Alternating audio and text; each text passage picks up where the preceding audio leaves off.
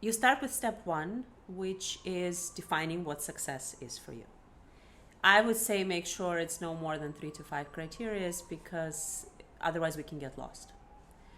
Then on each one of these, you define how am I gonna know that what I reach, that I'm there. And very helpful to do it from the scale from 1 to 10 as a next step, right? So next step number 3, you rate on the scale from 1 to 10 on every one of these criteria. Where am I at right now? And step number 4 would be probably asking yourself, why do I feel it's a 2? Or why do I feel it's a 7?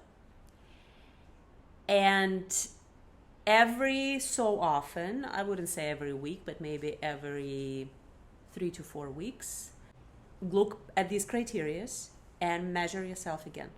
On a scale from 1 to 10, where am I at right now? And if I end up being in the same number, or the leap wasn't big enough, you can ask yourself, what has happened in the middle? Is it meaningful enough?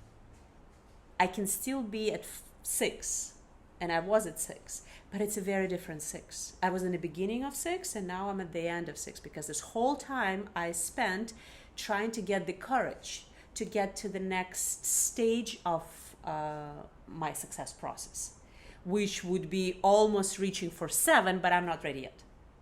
And this realization that I'm almost there, and I'm closer to being there than I was before, but I'm still not ready, is a measurement of progress as well.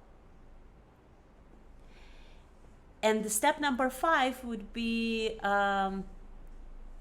every, let's say, 6 months, looking back at where you've started, where you're at the moment, and redefine what success would be for you in the next 6 months. Because the reality is the world changes, we change, our process changes, and what we thought was great when we started is not necessarily where we want to be or ready to be or have the capacity and the skill to be going forward, at least for now. So having freedom and audacity and permission to myself, giving myself this permission to redefine what I think success should be in the next 6 months, is a very powerful tool,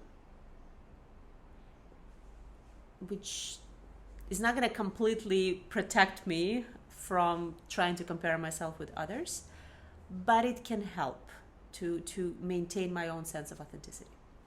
And the last part, when we compare ourselves with others and we feel that we are envious of what they have, we feel some kind of jealousy, try to look at it as a healthy thing. I know as a society we say that jealousy is terrible and envy is terrible, and we shouldn't ever do this because it would make us bad people. But the reality is, if I'm envious of someone, if I'm jealous of something, it means that they have something I don't. The question is, do I want it?